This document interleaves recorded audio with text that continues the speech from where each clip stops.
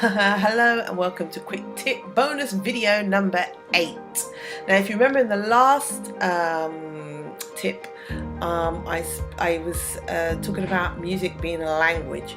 Well, if you have a keyboard it will help you to learn how to speak that language, and in particular it will help you with your pitching. It will help you to hear how you're hitting notes, how you're singing those notes, and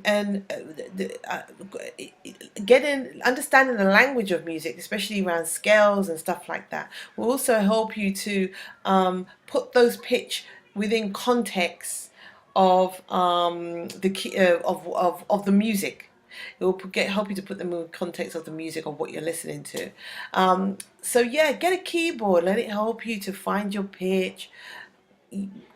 As I said in one of our earlier ones, nobody deliberately wants to sing the pitch incorrectly.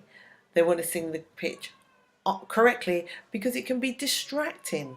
So use a keyboard to help you find your pitch and hit your pitch accurately. Okay?